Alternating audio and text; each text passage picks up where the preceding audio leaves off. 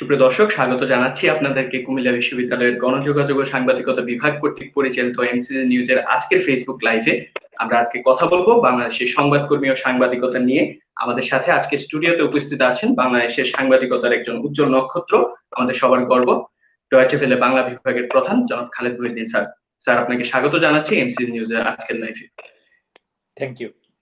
সবার সবার আগে স্যার আপনার কাছে জানতে চাই, আপনি কেমন আছেন? জার্মানির বন শহরে আপনি এবং আপনারা সবাই মিলে কেমন কাটাচ্ছেন দিন?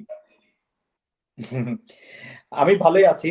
মানে বন শহরে তো আসা 1 বছরের বেশি হয়ে গেল।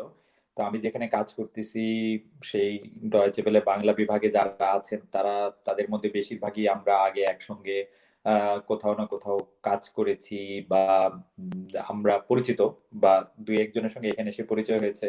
তাদের সবার সাথে মিলে একরকম আনন্দ ফুর্তির মধ্যে ভালোই আছি। মানে শুধু একটা বিষয় তো বটেই, এখনো মানে আমার ফ্যামিলি থাকছেন না এখানে। আমার স্ত্রী বা আমার মেয়ে তারা এখনো ঢাকায় আছে। তাদেরকে এবং আমার বন্ধু বান্ধব তাদেরকেও অনেক সময় একটু একটু মিস হয়, কিন্তু ফ্যামিলিটাই বড় মিস করা আর কি। এখন এছাড়া ভালোই আছে। আচ্ছা, সুপ্রিয় দর্শক, আপনারা আমরা ইতিমধ্যে আমাদের লাইভ শুরু করেছি। আমাদের সাথে উপস্থিত হয়েছেন আপনাদের অনেক দিন ধরে আপনারা যাকে চাইছিলেন, সেই খালেদ মহিউদ্দিন স্যার। আপনাদের যে কোনো প্রশ্ন কিংবা গঠনমূলক মতামত আপনারা চাইলেই জানাতে পারেন আমাদের কমেন্ট বক্সে। স্যার, আপনার কাছে আমি একটু জানতে চাই, আসলে আপনি যখন টক শোটা করেন, যখন মানুষের সাথে কথা বলেন, তখন যে প্রশ্নগুলো করেন সেই প্রশ্নগুলো শুনে মনে হয় যেন এটা আমারই প্রশ্ন, আমাদের প্রশ্ন, আমরা তো এই প্রশ্নটাই আসলে করতে চেয়েছিলাম। এই যে জাদুর মতো আপনি প্রশ্নটা করে ফেলেন, এটার পেছনে আসলে ম্যাজিকটা কি, রহস্যটা কি? যায় সবার প্রশ্নটা আপনি করে ফেলেন। না, আসলে আমি সবার প্রশ্নটাই করতে চাই। সবার প্রশ্নটা করতে চাই মানে হচ্ছে কমন প্রশ্নই করতে চাই। যে প্রশ্নগুলি খুব এক্সট্রা অর্ডিনারি, খুব মানে বৈজ্ঞানিকের প্রশ্ন বা ধরেন ফেলুদার প্রশ্ন বা ধরেন মাসুদ রানার প্রশ্ন বা ধরেন শার্লক হোমসের প্রশ্ন, এরকম কোনো প্রশ্ন তো আমি করি না। যেই প্রশ্নগুলি আসলে সারফেসে আসে, যে প্রশ্নগুলি আমাদের সবার মনে আসে, কারণ বা কোনো বিশেষজ্ঞর মতো কোনো প্রশ্ন, যে না আমি আসলে আলবার্ট আইনস্টাইনের মতো কোনো প্রশ্ন করতেছি, ব্যাপারগুলি কিন্তু এরকম না। আমাদের যে প্রশ্নগুলি সবার মনে আসে, যে প্রশ্নগুলির উত্তর আমরা সবাই চাইতেছি, সেই প্রশ্নগুলি আমি সাধারণত করি। মানে এটার মধ্যে আর কোনো জাদু নাই। মানে বিষয়টা হচ্ছে কি, যে ধরেন আমাদের অনুষ্ঠানে যারা আসেন তাদের বেশিরভাগের নিয়ে আমাদের কিছু জানার থাকে, যে এই কাজটা কেন করা হইলো বা এই কাজটা কেন করা হইলো না। তো সেই প্রশ্নগুলি কিন্তু সবার মনেই থাকে কম আর বেশি। আমি সবার মনের প্রশ্নগুলি করতে চাই। মানে কোনো অবস্থাতেই এরকম কোনো প্রশ্ন আমি করতে চাই না যে প্রশ্নগুলি হচ্ছে যে কোনো একটা বিশেষজ্ঞের প্রশ্ন বা কোনো একটা হঠাৎ করে আবিষ্কার করা প্রশ্ন। ব্যাপারটা এরকম না। আমি সবার মনের প্রশ্নগুলি করতে চাই। কোনো জটিল কোনো কিছু না, কোনো বিশেষ কোনো কিছু না, সাধারণ প্রশ্নগুলি করতে চাই। কিন্তু সাধারণ, জি, জি, কিন্তু যেগুলি করতেই হবে আর কি। জি, অবশ্যই। আহ, আপনি প্রশ্ন করে যাবেন, সামনে প্রশ্ন করতেই থাকবেন, সেটি আসলে আমরা চাই। এই মুহূর্তে আপনার কাছে আমার প্রশ্ন, আজকের বিষয়ের উপরে একটা প্রশ্ন আমি আসলে আপনার কাছে জানতে চাই, যে বাংলাদেশের গণমাধ্যমগুলোতে আপনি কি পেশাদারিত্ব দেখেন? কিংবা আপনার তো দীর্ঘ একটা সাংবাদিকতা জীবন, সেই জীবনের অভিজ্ঞতা আসলে কি বলে, বাংলাদেশে কি গণমাধ্যম পেশাদারিত্ব চর্চা হয় কি? আহ, পেশাদারিত্ব, আহ, আসলে এই প্রশ্নের জবাবটা আমি একটু এভাবে দিতে চাই যে আহ, পেশাদারিত্ব কিন্তু অনেক দিনের চর্চা এবং অনুশীলনের একটা ফসল। এটা মানুষ যে সমাজে থাকে বা যে রাষ্ট্রের মধ্যে বাস করে তারাও সে নানাভাবে প্রভাবিত হয় এই পেশাদার মনোভাবটা দেখানোর জন্য। তো সেই পেশাদারিত্ব, আমরা যাদেরকে পেশাজীবী বলি, ধরা যাক একজন ডাক্তার, একজন আইনজীবী বা একজন সাংবাদিক বা একজন সরকারি চাকুরে, একজন শিক্ষক, যাদেরকে আমরা পেশাজীবী পেশাজীবী বলি, তাদের কাছে আমরা আসলে পেশাদারিত্বটা কি আশা করি? তাদের কাছে আমরা পেশাদারিত্বটা আশা করি হচ্ছে তিনি তার পেশার মধ্যে থাকবেন এবং তার পেশার দায়িত্বটা তিনি খুব ভালোভাবে পালন করবেন। কিন্তু আমাদের এখানে পেশাদারিত্বের অভাবটা বলার আগে আমি দেখি যে বাংলাদেশে দেখবেন, আমাদের দেশে দেখবেন, এটা আমাদের সমাজের একটা কাঠামো বা একটা চর্চা বা একটা অনুশীলনের অংশ, যে আমরা সবাই যেন ডাক্তার। মানে আপনি যদি আজকে এই কথা লাইভে বলেন যে আপনার পেট ব্যথা করতেছে, অন্তত যদি এখন 20 জন দর্শক আমাদেরকে দেখতে থাকে, অন্তত 5 জন আপনাকে এই পেট ব্যথার জন্য আপনার আসলে কি করা উচিত সেরকম একটা সাজেশন দিবেন। ডাক্তারিটা সবচেয়ে সহজ। আবার অন্যদিকে দেখবেন যে আমাদের দেশের সবাই আসলে একটি জিনিস খুব ভালো বোঝে, সেটি হচ্ছে মানে ক্রিকেট খেলায় জাতীয় দলে কাকে নেওয়া উচিত বা কাকে নেওয়া উচিত না। এটি 17 কোটি লোক একদম মানে যেকোনো বাংলাদেশের যেকোনো নির্বাচকের থেকে খুব ভালো বোঝে। বাংলাদেশের যেকোনো ক্রিকেট ক্যাপ্টেনের থেকে আমরা 17 কোটি লোক আমরা খুব ভালো বুঝি যে কোন জায়গায় কোন ফিল্ডারটা রাখতে হবে বা কি করা উচিত ছিল ইত্যাদি ইত্যাদি। তার ফলে আমরা কিন্তু আমাদের একটা চর্চা বা অনুশীলনের অংশ যে আমাদের যেটা আমাদের পেশা না বা আমাদের যেটার মধ্যে এক্সপার্টিস নাই সেটার ব্যাপারে আমাদের কথা বলা, এটা কিন্তু আমাদের একটা চর্চা বা অনুশীলনের অংশ। এখন আসেন হচ্ছে যে নিজেদের পেশাটা নিয়ে আমরা আসলে কি করি। বেশিরভাগ সময় আমরা নিজেদের পেশা নিয়ে আসলে অসন্তুষ্ট থাকি। আপনি যদি সাংবাদিকদের কথা বলেন, আমি সাংবাদিকদের কথা বলি। সাংবাদিকতা করতে কিন্তু কেউ শখ করে আসে না। মানে ২-১ জন উদাহরণ, সেই ২-১ জন উদাহরণটা দিয়ে তার কোনো লাভ নাই। ধরেন আপনি সাংবাদিকতা পড়তেছেন, বিসিএস পরীক্ষা দিছেন, চান্স পান নাই, ২ টা ব্যাংকে পরীক্ষা দিছেন, চান্স পান নাই, একটা বড় কোম্পানিতে চেষ্টা করছেন, পারেন নাই, ২-৪ বার একটু বিদেশে যাওয়ার চেষ্টা করছেন, পারেন নাই। ওই ফাঁকে ফাঁকে আপনি একটু সাংবাদিকতা করতেছেন। এখন আপনার লক্ষ্য ছিল যে আপনি আসলে ব্যাংকে গিয়ে বসবেন। এখন আপনি এটা পারেন নাই। এখন আপনি কি করবেন? আপনি কিছু করার নাই। এখন আপনার পাড়াতুতো একজন ভাই আছে, উনি একজন সাংবাদিক। উনি শুনছে যে কিছু লোককে আসলে নিতেছে ওরা আরেকজন। তো বলে টলে আপনাকে ধরায় দিছে। এরকম লোকজনও আছে। তো যারা পেশার প্রতি অসন্তুষ্ট এবং যারা সবসময় জীবনের ৫ বছর, ৬ বছর, ৭ বছর তাদের নষ্ট হইছে হচ্ছে এই পেশা থেকে বাইর হয়ে যায় অন্য কোনো কিছু করার জন্য। তারা কোনদিনই আসলে এই পেশাটার মধ্যেই ছিল না। তাদের পেশাদারিত্ব আর কি থাকবে? আরেকটা জায়গায় পেশাদারিত্ব বলতে আমরা বুঝি যে আ নিজের পেশাটা নিয়া এক ধরনের গরিমা বা সম্মানবোধ। সেটা কিরকম? যে আমার সঙ্গে মতে মিলল না আমার সুপারভাইজারের। আমার সঙ্গে আমার মতে মিলল না আমার মালিকের। আমার সঙ্গে আমার মতে মিলল না আমার সম্পাদকের সম্পাদকীয় নীতি। তারপর আমি কি করলাম? আমি বললাম যে, "ভাই তোমাদের এখানে আমি আর কাজ করব না। আমি একজন প্রফেশনাল। আমার তোমাদের এইগুলি মাইনা নেওয়া সম্ভব না।" এখন তো আমি এক জায়গায় অফিসে কাজ করি বলে সেই মালিক দুষ্টামি করুক, বদমাইশি করুক, তার পক্ষে কথা লিখতে হবে বা তার বিপক্ষে লেখা যাবে না। এটা আমি আসলে মানতে পারব না। আমি এখান থেকে চলে যাব। এইটাকেও আমরা অনেক সময় পেশাদারি বলি। অনেক সময় আমরা পেশাদারি বলি যে, ধরেন আপনি একটা রাজনৈতিক মতাদর্শ বিরুদ্ধে আপনি লিখতে যাবেন। কিন্তু সেই রাজনৈতিক মতাদর্শের পক্ষে হচ্ছে আপনার মালিক বা সম্পাদক। বা সেই রাজনৈতিক মতাদর্শের দলই এখন সরকারে আসে। তার বিরুদ্ধে লিখলে আপনার একটু সমস্যা হতে পারে। তা আপনি ভয় পায়া লিখলেন না। সেগুলিকেও আমরা পেশাদারিত্বের অভাব বলি। এখন সাংবাদিকতার মধ্যে পেশাদারিত্বের অভাব আছে কিনা এই প্রশ্নের কোনো হা না উত্তর হয় না। অনেকের মধ্যে পেশাদারিত্বের সাংঘাতিক অভাব রয়েছে। আবার অনেকের মধ্যে সাংঘাতিক মানে সে এই পেশার মধ্যে এতই নিমজ্জিত, এতই মগ্ন, এতই এই পেশাটার মধ্যে সে ডুবে আছে যে সে এটা সারাক্ষণই পেশাদার আচরণ করতে চায়। সারাক্ষণই ধরেন এই ভয়ের এগেইনস্টে যাইতে চায়, সারাক্ষণই ফেভারের এগেইনস্টে যাইতে চায়, সারাক্ষণ নিজের কমফোর্ট জোন থেকে বাইরে হয়ে তার পেশার কাছে যেটা সবচেয়ে ভালো সেটাই মনে করে। এখন যে মনে করেন ভালো, তারও প্রবলেম।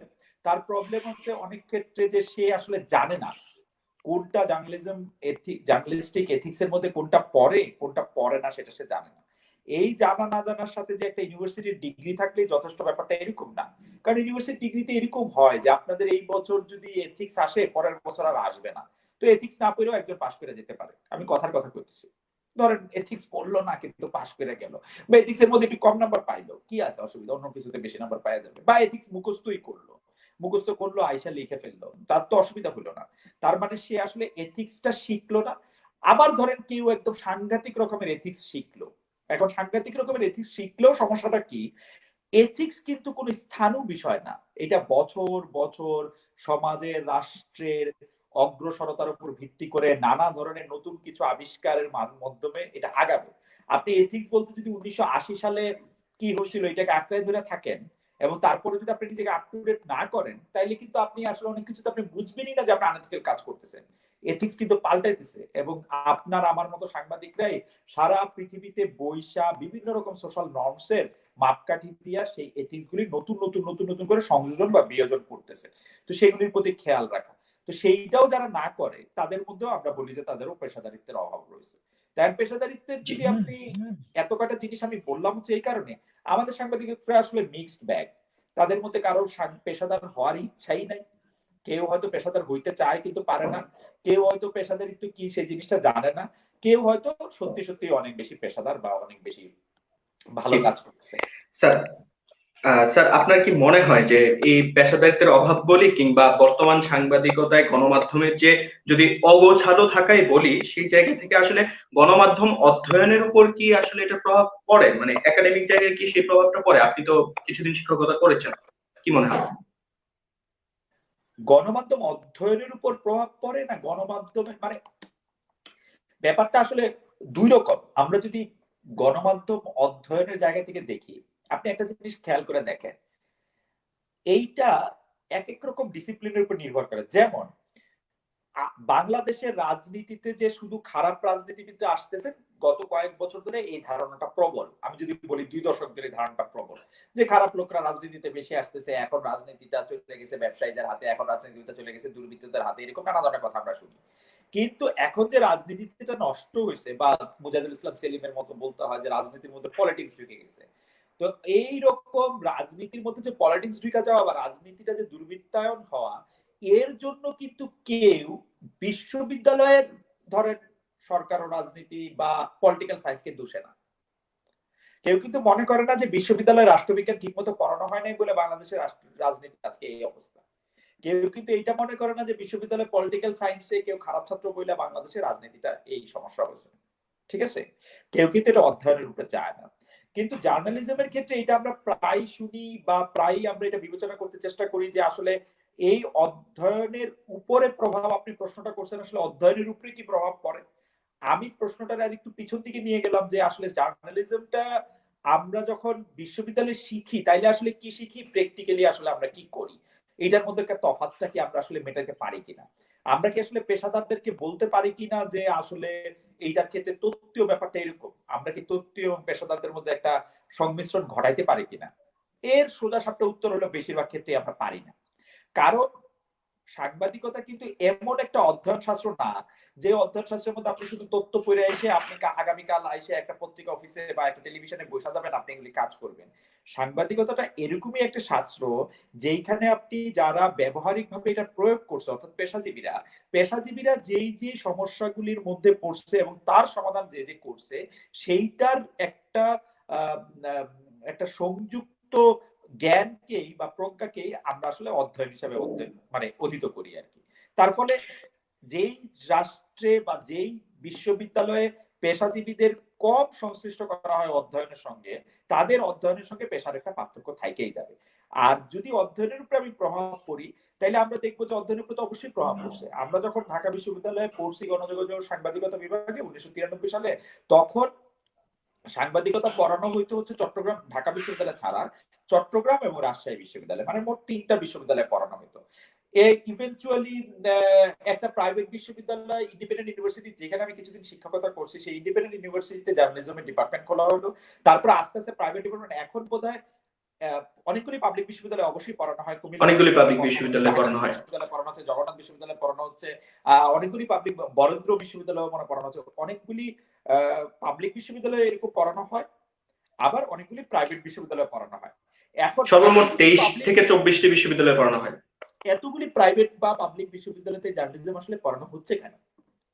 এর একটা বড় কারণ, এখন মনে করা হইতেছে যে জার্নালিজম পেশাটা একটা গ্ল্যামারাস পেশা।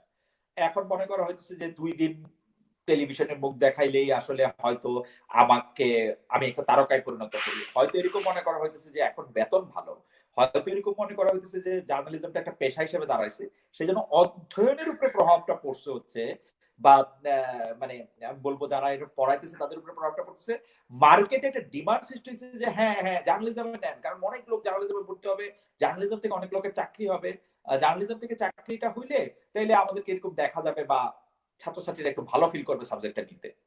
তো সেই জন্য এইটার প্রভাবটা আমি এরকম দেখি আর কি। জি, সেটি আপনি এভাবে দেখেন, কিন্তু আমাদের আজকের অনুষ্ঠানকে সামনে রেখে কিছু গণমাধ্যম পড়ান এমন শিক্ষক এবং শিক্ষার্থীরা একটি প্রশ্ন করেছেন যে একজন খালেদ মহিউদ্দিনকে দেখে কিন্তু একজন শিক্ষার্থী সাংবাদিক হতে পারেন, বা একজন শিক্ষক খালেদ মহিউদ্দিনকে দেখিয়ে বলতে পারেন যে তুমি তার মতো একজন সাংবাদিক হও, আমি তোমাকে পড়াচ্ছি। কিন্তু যখন এই দেশে সাংবাদিকদের বেতন বোনাস তারা নিয়মিত পান না, তাদের চাকরি থেকে ছাঁটাই করা হয়, তাদের ভবিষ্যৎটা নিশ্চিত না, সেই জায়গা থেকে শিক্ষার্থীরা আসলে কোন স্বপ্নটা দেখে এই সাংবাদিকতা পেশাটাকে বাঁচবে, কিংবা শিক্ষকরাই বা সাংবাদিকতায় আসতে কিভাবে উদ্বুদ্ধ করবে, আপনি কি মনে করেন? আচ্ছা, প্রথম কথা হচ্ছে চাকুরির নিশ্চয়তা। এই ধরেন আপনি যদি ১-১৫০ বছরের বাংলাদেশের, বা আমরা এখন যেটাকে বাংলাদেশ বলতেছি, এই জায়গার ইতিহাসটা আপনি বিশ্লেষণ করেন, আপনি দেখবেন যে আমাদের দেশের, আমাদের ভাগ্য, আমাদের কপাল, আমাদের চিন্তা চেতনা সবকিছু আবর্তিত হয় চাকরিরে কেন্দ্র করে। তো এই যে হিন্দু হইলে বেশি চাকরি পাওয়া যেতেছে, বা মুসলমান হইলে বেশি চাকরি পাওয়া যেতেছে, আপনি দেখবেন তার জন্য দেশ বিভাগ, তার জন্য হচ্ছে আবার ৪৭ সালে কেন আমরা পাকিস্তান করার জন্য আমরা ভোট দিলাম, কেন আবার ২ দিন পরে আমাদের কাছে এগুলি ভালো লাগলো না। পুরো কোর জিনিসটা আপনি দেখবেন হচ্ছে চাকরি। চাকরি। আমাদের সকল বঞ্চনার সাথে সবকিছুর সাথে জড়ায় আসে একটা জিনিস চাকরি।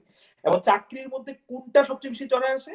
চাকরির মধ্যে কেন সরকারি চাকরিরে বেশি ভালো বলা হয়? সরকারি চাকরিরে ভালো হয়, চাকরিটা নিশ্চয়তা আছে।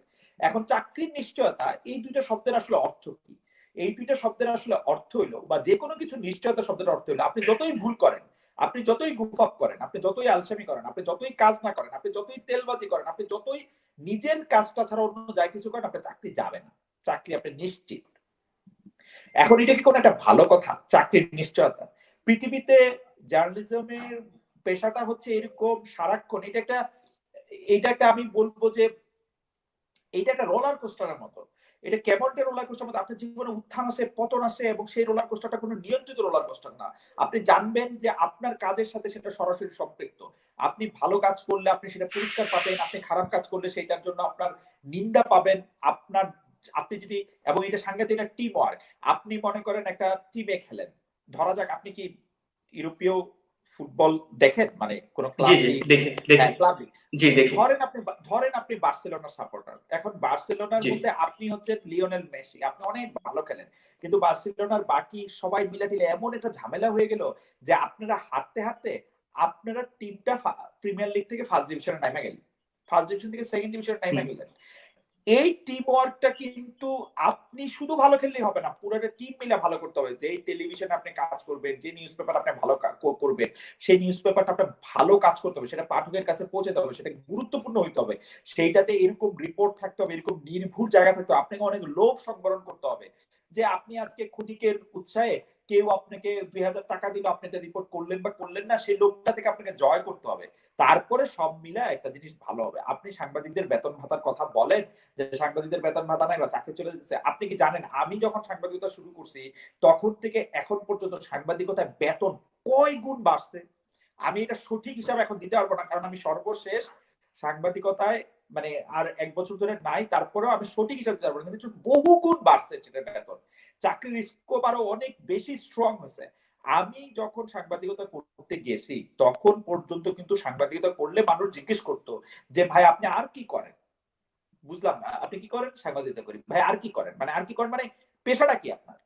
আপনার খাওয়া পড়া টাকা পয়সা আসে কেমনে? সাংবাদিক বলতে বিটিভি নাটকগুলি আপনারা দেখেন নাই। কিন্তু আপনি বিটিভি নাটকগুলিতে সাংবাদিকদের মানে আছে না? বিটিভি কিন্তু সবকিছুর, এটা আপনারা সিম্বল যখন পড়বেন তখন আপনারা দেখবেন। বিটিভি কিন্তু সবকিছু সিম্বলাইজ করে। যেমন জি। ধরেন একটা রাজাকারের চেহারা কেমন হবে, যেমন ধরেন একটা কবির চেহারা কেমন হবে, যেমন ধরেন একটা সাংবাদিকের চেহারা কেমন হবে, তো সেইটার একটা স্পেশাল চেহারা আছে বিটিভি। বিটিভি এই চেহারাটা বানানোর পরে অন্যান্য নাটকগুলি যেহেতু অন্ধের মতো বা সানগ্লাস পরা চোখের মতো বিটিভিকেই নকল করে, তো তারা সাংবাদিকদের একটা চেহারা বাইর করে, সেটা হচ্ছে যে একটা ঢোলা ঢালা জামা, একটা একটা কিরকম জানি গরিব গরিব একটা ক্যামেরা, একটা ধরেন একটা ঝোলা, এই হচ্ছে একটা সাংবাদিক। কিন্তু সাংবাদিকদের তো আসলে ইকুইপমেন্টের জায়গা থেকে, স্মার্টনেসের জায়গা থেকে, বেতন ভাতার জায়গা থেকে জিনিসটা অনেক বেশি চেঞ্জ হয়েছে। এখন আপনি যদি বলেন যে অনেক সাংবাদিকের চাকরি চলে যেতেছে, অনেক পত্র পত্রিকা বন্ধ হয়ে যেতেছে, অনেক পত্র পত্রিকা অনেক সাংবাদিক তো চাকরি চলে যাবেই, বাংলাদেশে যতগুলি পত্রপত্রিকা আছে, বাংলাদেশে যতগুলি টেলিভিশন আছে, সবগুলি টেলিভিশন তো কখনোই সার্ভাইভ করবে না। কিন্তু ভালো সাংবাদিক যিনি আসেন, যিনি ভালো করে কাজ করতেছেন, তার চাকরি, তার বেতন নিয়ে বড় সমস্যা হয়েছে এরকম আমি খুব বেশি শুনি নাই। অনেক জায়গাতে এরকম অনেক কথা শোনা যায় যে হ্যাঁ ভাই আমি তেলবাজি করতে পারি নাই দেখে আমি থাকতে পারি নাই, অমুক কোন জায়গায় করতেছি বলে আমি থাকতে পারি নাই, কিন্তু এইটা আমার কাছে খুব বেশি সবসময় সত্য কথা মনে হয় না।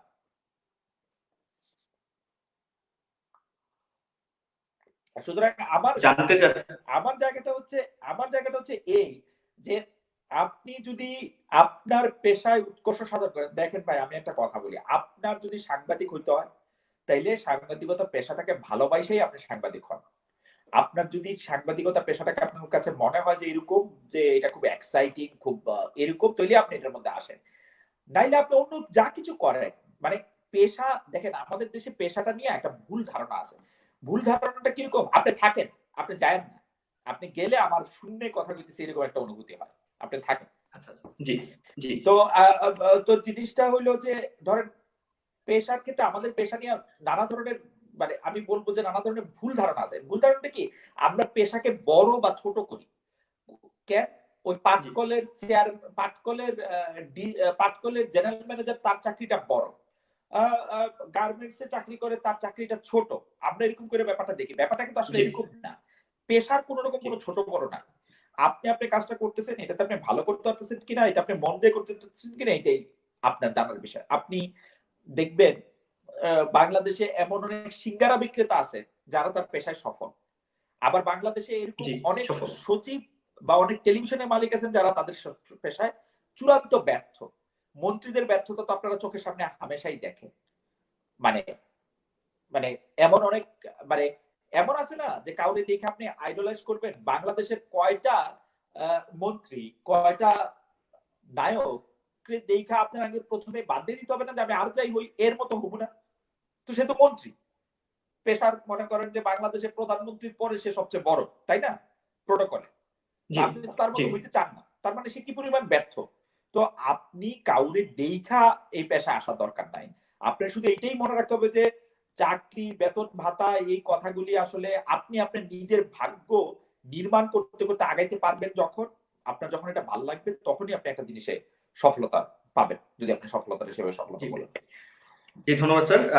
আমরা একটু এই জায়গা থেকে বের হয়ে যদি একটু কথা বলি, গণমাধ্যমের চরিত্র নিয়ে যদি একটু কথা বলি, তাহলে আমি একটু অতীতের কথা টানতে চাই। যখন আপনার একটা বেশ জনপ্রিয় একটি টক শো আছে, আজকের বাংলাদেশ, সেই আজকের বাংলাদেশে আপনি একবার অপু বিশ্বাস এবং সাকিব খানের মধ্যে যখন একটি সমস্যা তৈরি হয়, তখন আপনি সাকিব খানকে নিয়ে এসেছিলেন মুখোমুখি সাকিব খান নামে একটি অনুষ্ঠানটিতে।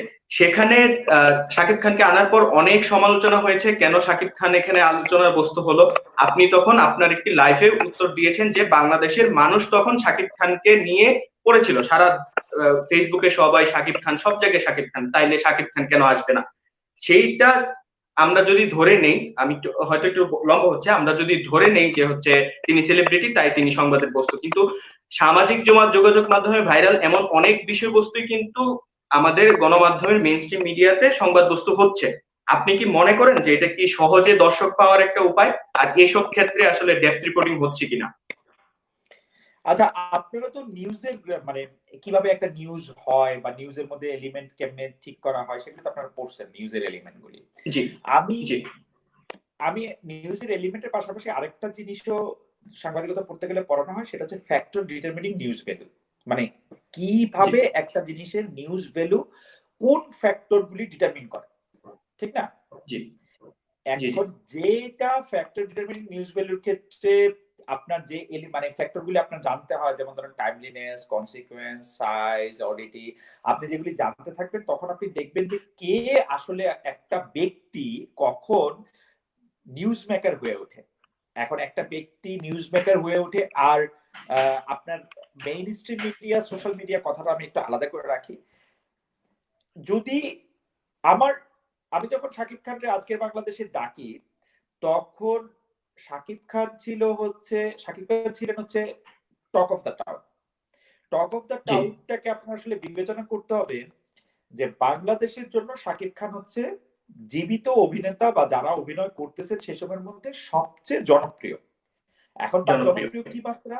তার জনপ্রিয় কি মাত্রার যে বাংলাদেশে যারা চলচ্চিত্রের দর্শক আছে তাদের সবাই বা চলচ্চিত্রের দর্শক যারা নায়ক তাদের মধ্যে তিনি হচ্ছেন সবচেয়ে জনপ্রিয় নায়ক। এখন পৃথিবীর সকল নিউজ বা যারা আমরা যেগুলো নিয়ে ডিল করি আর কি, সেই ডিল করার ক্ষেত্রে যিনি ওই দেশের সিনেমার এক নাম্বার নায়ক, তিনি অবশ্যই প্রেসিডেন্ট, প্রধানমন্ত্রী, এদের পরে সবচেয়ে বড় নিউজ মেকার। 1 2 3 নাম্বার। স্পোর্টস এর হিরো একরকম হইতে পারে, এন্টারটেইনমেন্টের হিরো আরেক রকম হইতে পারে। এটা কিন্তু সোশ্যাল মিডিয়ার অবস্থান থেকে আপনাদের বিবেচনা করলে হবে না। উনি হচ্ছে ধরেন আপনার স্পোর্টস এর যে হিরো আছে, ধরেন সাকিব আল হাসান, মাশরাফি মুর্তজা, তাহলে আপনার এন্টারটেইনমেন্টের যারা হিরো আছে সেই এন্টারটেইনমেন্ট হিরোদের মধ্যে তিনি সবচেয়ে জনপ্রিয়। আপনার যারা সিঙ্গার আছে তাহলে তার অবস্থাটা কোন জায়গায়? তার অবস্থাটা হচ্ছে দেশের যারা টপ রাজনীতিবিদ আছেন, যারা প্রত্যেকদিন নিউজ মেক করেন, ধরেন প্রেসিডেন্ট, প্রধানমন্ত্রী, বিরোধী দলের নেত্রী, তো তাদের পরপরই বা তাদের ওই সময়ই হচ্ছে তাদের অবস্থান। এখন আপনি মনে করে দেখেন এই ভদ্রলোকের অবস্থাটা এরকম হওয়ার কারণে এই ভদ্রলোকের সম্পর্কে মানুষের আগ্রহ আছে, এই ভদ্রলোকের ব্যক্তিগত জীবন আচরণ নিয়েও মানুষের আগ্রহ আছে। এখন যা কিছু এই ভদ্রলোকের নতুন, সেই সবকিছুই নিউজ ওয়ার্থি। তো সেটা নিউজ ওয়ার্থি বলে তাকে সোশ্যাল মিডিয়াতে ভাইরাল হওয়ার জন্য না, তাকে যে মেইন স্ট্রিম মিডিয়া, সেই মেইন স্ট্রিম মিডিয়াও তাকে গুরুত্ব দিয়েই আসলে তাকে বিবেচনা করতে হবে। প্রশ্নটা একটু অন্য জায়গায় স্যার, যে শাকিব খান এখানে সংবাদ বস্তু হতেই পারে, কিন্তু এমন অনেক বিষয়ই আসলে সংবাদ বস্তু হয়ে ওঠে যেগুলো কি শুধুমাত্র দর্শক পাওয়ার জন্য মেইনস্ট্রিম ধরে কিনা। আমি আপনি যেহেতু প্রশ্নটা করলেন যে সে আপনি মানে যদি আমি ধরে নিই যে আপনার দ্বিতীয় প্রশ্নটার সঙ্গে বা প্রশ্নের দ্বিতীয় অংশটার সঙ্গে প্রথম অংশটার কোনো সম্পর্ক নাই, তাহলে কিন্তু দ্বিতীয় অংশটা একটা অন্যরকম দাঁড়ায়, সম্পর্ক নাই। আপনি সেটা ধরে নেন যে সম্পর্ক না, আমি শুধুমাত্র হচ্ছে আমি ধরে নিতে প্রবলেম আছে মোবাইল, আমার কথা শুনে। ধরেন আপনি যদি বলেন যে আমাকে ধরতে যে দ্বিতীয় অংশের সাথে প্রথম অংশের সম্পর্ক নাই, তাহলে এটা আবার আরেকটা প্রশ্ন। কিন্তু আপনি যেহেতু প্রথম অংশটা এবং দ্বিতীয় অংশটা মিলাইয়া একটা প্রশ্ন করছেন, সেহেতু আমাকে প্রথম অংশটা অ্যাড্রেস করতেই হয়েছে। এখন দ্বিতীয় অংশের মধ্যে যদি আমি আসি, যদি আপনি বলেন যে দ্বিতীয় অংশটা যে শুধুমাত্র দর্শকদের পাওয়ার জন্য, আমি আপনাকে একটা কথা বলি, পুরা সাংবাদিকতা একটা মাত্র উদ্দেশ্য, একটা, সেই উদ্দেশ্যটার নাম হচ্ছে পাবলিক ইন্টারেস্ট, আর কোন উদ্দেশ্য নাই। বাকি আপনি যাই করেন সাংবাদিকতায় পাবলিক ইন্টারেস্ট ছাড়া, আপনি যাই করেন, সেগুলো হচ্ছে এজেন্ডা সেটিং, সেগুলো হচ্ছে পাবলিক রিলেশনস, সেগুলো হচ্ছে যে আপনি আপনার নিজস্ব কোটারি স্বার্থ বজায় রাখার জন্য আপনি কোন একটা ক্যাম্পেইন করতেছেন, আপনি প্রপাগান্ডা চালাতেছেন। শুধুমাত্র পাবলিক ইন্টারেস্টটাই হচ্ছে আপনার সাংবাদিকতার একমাত্র লক্ষ্য। এখন ইন্টারেস্ট শব্দটা কিন্তু একটা ইন্টারেস্টিং শব্দ। এই ইন্টারেস্ট মানে কি হচ্ছে আগ্রহ নাকি স্বার্থ? আমি যদি বলি এই ইন্টারেস্টটা মানে পাবলিকের আগ্রহ, পাবলিকের স্বার্থ, যা কিছু পাবলিকের আগ্রহ আছে নোবেল, আজকে যদি পাবলিক, আপনাকে পাবলিকটা বুঝতে হবে, যে যত বেশি পাবলিক বুঝে সে তত বেশি ইয়ার কাছে যাবে, দর্শকের কাছে যাবে। কারণ আপনি আপনার পাবলিকটাকে অন্ধের মতো আকর্ষণ করতে চাচ্ছেন, আপনার পাবলিকটা আপনার সামনে বসা নাই। মানে আপনি ইন্টারপার্সোনাল কমিউনিকেশন আর মাস কমিউনিকেশন পড়লে দেখবেন যে মাস কমিউনিকেশন আপনার যে মাস, সেই মাস আপনার সামনে বসা নাই, সেই মাসকে আপনি অন্ধের মতো অনুসরণ করতে হইতেছে। সেই মাসকে যখন আপনি অন্ধের মতো অনুসরণ করবেন, তখন এই মাস বা এই পাবলিকের ইন্টারেস্ট আপনি বুঝবেন। যে ইন্টারেস্ট আবার দুইটা বিষয়, একটা হচ্ছে স্বার্থ, একটা হচ্ছে তার আগ্রহ। সেই ইন্টারেস্টের স্বার্থ বা আগ্রহের জায়গা থেকে আপনি যখন মেইনস্ট্রিম মিডিয়াতে কাউকে নিয়ে আলোচনা করবেন বা করবেন না, সেটা অবশ্যই আপনি ঠিক করবেন। কিন্তু সেই জায়গা থেকে আপনি যদি কাউকে সোশ্যাল মিডিয়া থেকে পিক করেন বা সোশ্যাল মিডিয়া ছাড়া পিক করেন, তাতে আপনি কিছুতে আসে না। এবং আপনি যদি বেশি দর্শককে আকৃষ্ট করতে চান, সেইটাও আপনার দোষ না, সেটা আপনার কাজ। বড় আপনার কাজই তো বেশি দর্শককে আপনি আকৃষ্ট করবে। জি, ধন্যবাদ স্যার।